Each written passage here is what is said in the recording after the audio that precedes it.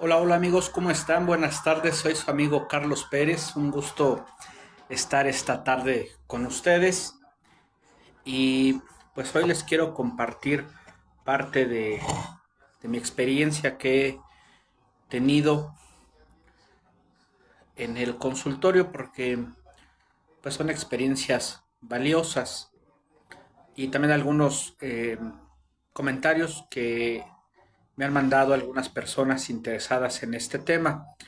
Y bueno, espero que por allí ahora sí aparezca el tema de este pequeño video, que es sobre la hipnosis. ¿Realmente funciona? Y surge de inquietudes y de la necesidad de tener cierta información sobre si realmente la hipnosis funciona. Es una cantidad de mensajes que recibo en inbox que me preguntan, oiga doctor, ¿y la hipnosis, eso que usted trabaja, sí sirve? ¿Es más holístico? Le tengo miedo por, pues por muchas situaciones, ¿no? Algunas de ellas, pues, derivadas de los programas de televisión donde veíamos a algunos conductores o a las personas que entraban en un estado hipnótico, aparentemente, y se les obligaba a hacer ciertas cosas. En su mayoría, pues, eran programas de revista, de espectáculos, de entretenimiento. Sin embargo, bueno, la hipnosis tiene otros orígenes y otras funciones. Una de estos grandes orígenes, bueno, la hipnosis es muy antigua. Se dice que surge en Egipto y que era una práctica de autoconocimiento. Y esto sigue siendo así hasta la fecha. Es una práctica de autoconocimiento y reflexión donde debemos considerar algo bien importante. Todas las personas tenemos esa capacidad de entrar en un trance hipnótico. Y esto depende mucho de cómo vamos a definir la hipnosis. Y, eh, por ejemplo, de los clínicos más importantes en psiquiatría, pues es el psicólogo y el psiquiatra Milton Erickson. Milton Erickson, pues tenía polio, cuando la polio era una gran enfermedad y terrible. Y bueno, él padeció polio y tenía, entre otras cosas, algunos problemas visuales, no veía algunos colores. Entonces la enfermedad de la polio pues era muy problemática, mucho dolor, principalmente en las articulaciones, en los pies, las manos, todo este proceso de somatización que vamos, pues se va produciendo, esta relación que tenemos con nuestro cuerpo. Y entonces él, dentro de su práctica clínica, retoma la hipnosis y empieza a hacer trabajos con él mismo. ¿Cómo es posible que a través de la sugestión podamos controlar o reducir estos síntomas, principalmente el del dolor? Esto es y dolor crónico. Recordemos que Milton Erickson pues lidiaba con la polio. Y entonces empezó a practicar con él, retoma la hipnosis, que ya era una práctica clínica, que también había desarrollado por ahí Charcot y Freud, que bueno, Freud la deja porque pues él no se considera suficientemente bueno para el trance hipnótico. Y bueno, años después Milton Erickson la retoma y empieza este trabajo de autoconocimiento y ve cómo estos síntomas, principalmente del dolor, empiezan a disminuir. Y dentro de los libros que él tiene sobre hipnosis, pues nos comenta que es un proceso comunicativo. Es un proceso comunicativo con nosotros mismos. Por ahí anda Susana. Un saludo, Susana. Tenemos por ahí una sesión pendiente, ¿verdad? Bueno, para seguir con el tema, este, y entonces define esta parte de la hipnosis como una relación con nosotros mismos. una comunicación con nosotros mismos, con nuestro síntoma. ¿Qué nos quiere decir este síntoma? Que se refleja ampliamente en mi cuerpo, en mi memoria, en mis emociones, en mi experiencia misma. Y entonces empieza a dialogar y la hipnosis no es más que un estado comunicativo profundo de nosotros mismos. Algunas otras prácticas antiguas como el budismo desarrollaron lo que ellos llaman meditación, estas prácticas meditativas. Ya meditación es un término más occidental y ellos consideraban esta conexión, eso era una comunicación con la naturaleza, con el todo, con uno mismo. Y entonces dentro de esta comunicación, pues empezaban a hacer su práctica que tenía que ver con su vida cotidiana, lo que decían, lo que sentían, lo que pensaban, pero ya no en el mundo social, sino para sí mismos. Y dentro de los mitos que se tienen es que el estado meditativo o hipnótico eh, es un estado para gente excepcional. Y realmente es para personas que estamos buscando respuestas sobre nosotros mismos. Ese autoconocimiento valioso, porque lo más valioso y auténtico que tenemos es nuestra experiencia. Cada quien vivió de forma diferente los eventos que han pasado en nuestra vida o en nuestra familia. Y bueno, nos decían los budistas, eh, meditar no es poner la mente en blanco, es dejar que todo pase en la mente sin engancharte. Si aparece un pensamiento, una emoción, síguelo.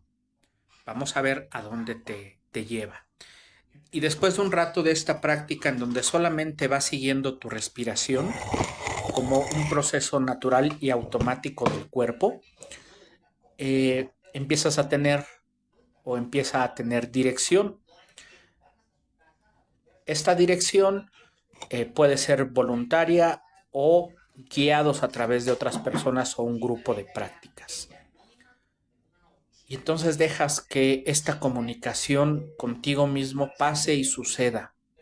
Escuchar nuestro síntoma, escuchar nuestra historia de vida y verla repetida una, dos, tres veces en estos trances hipnóticos o meditativos. Esto es de forma muy general porque ya hay meditaciones específicamente para ciertos temas, para cuestiones emocionales como tristeza, ansiedad o depresión, y hay algunos otros temas sobre autoconocimiento o incluso esa conexión espiritual, la conexión más profunda con nuestra historia de vida. Entonces, dentro de esta práctica que se empieza a desarrollar, pues cada región tiene su, su forma de nombrarla y de hacerla.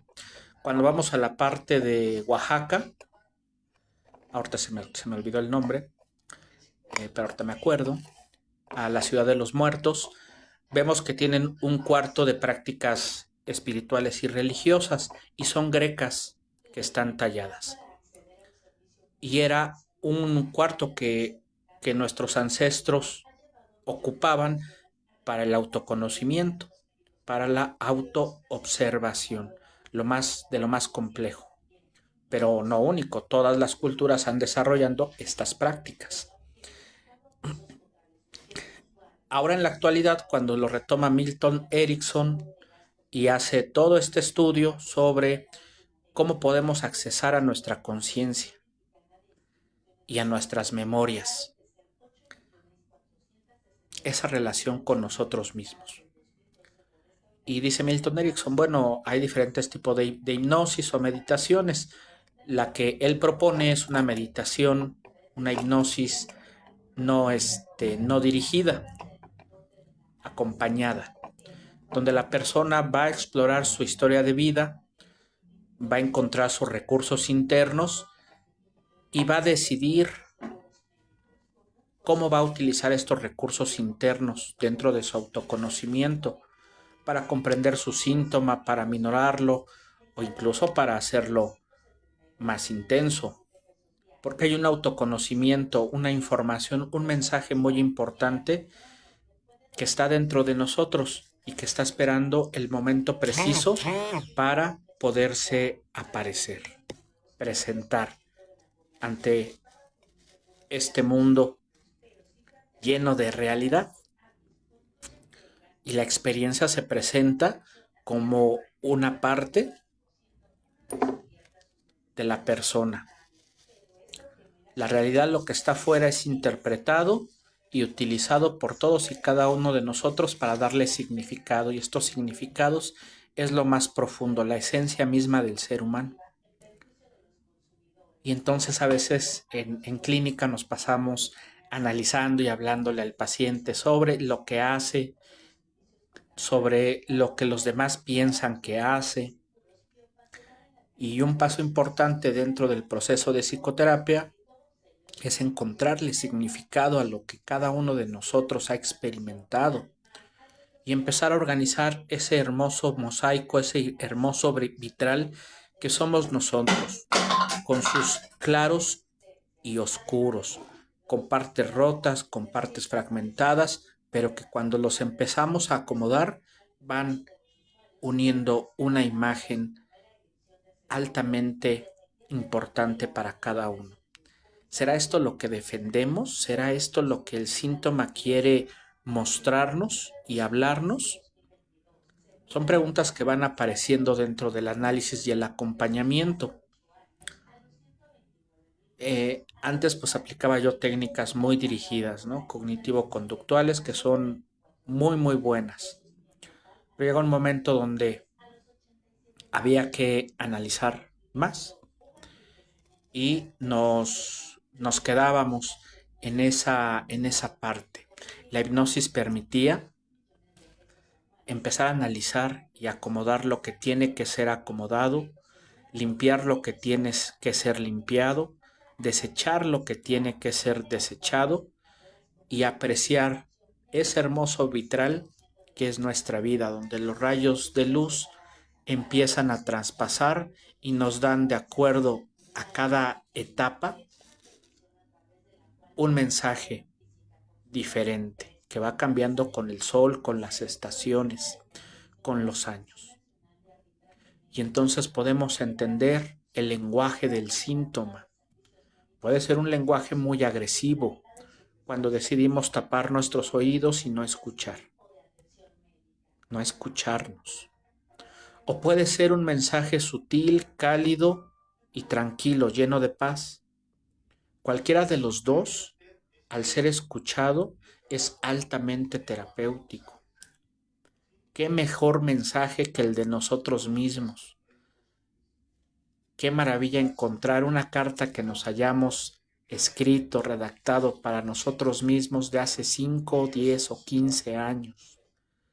Esos grandes mensajes que queremos que sean conservados para el presente y el futuro.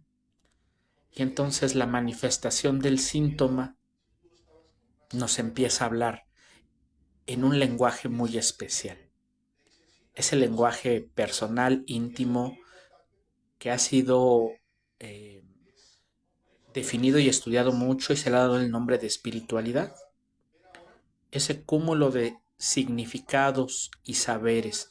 La sabiduría es oculta. La sabiduría no habla y no grita, solamente escucha.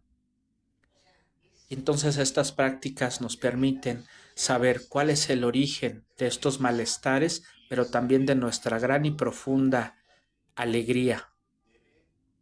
¿Dónde estamos? ¿Quiénes somos nosotros? ¿Quiénes somos? ¿Cómo hemos construido esta vida? La vida que cada uno tiene y que merece ser vivida y contada para los demás, pero sobre todo para nosotros mismos. Y es ahí donde encontramos estas cuestiones, o lo que llamamos un proceso terapéutico.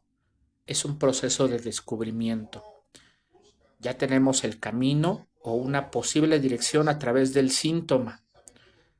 Ahora recorrer ese camino, que va a ser doloroso, pero yendo acompañados podemos lidiar con la angustia o el sufrimiento.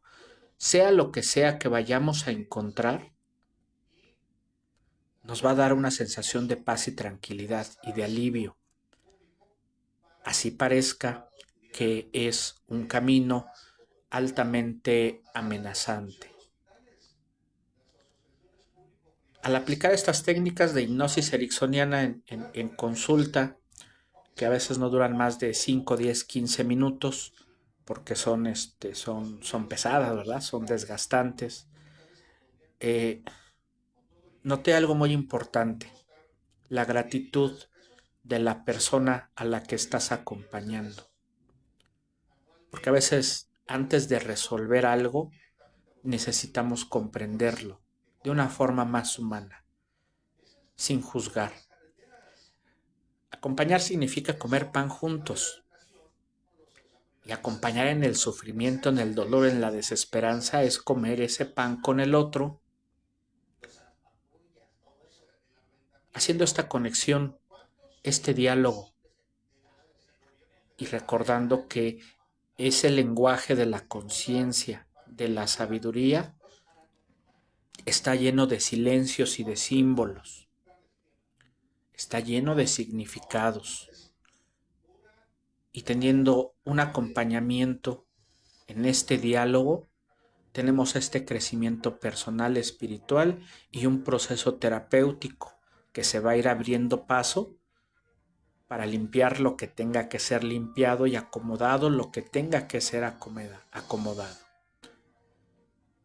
Y bueno, antes de terminar, pues quiero hacer muy énfasis en lo más precioso y valioso que tenemos es nuestra experiencia, nuestra historia de vida, ese hermoso vitral que va cambiando de color conforme cambian los días, las horas, las temporadas o incluso los años.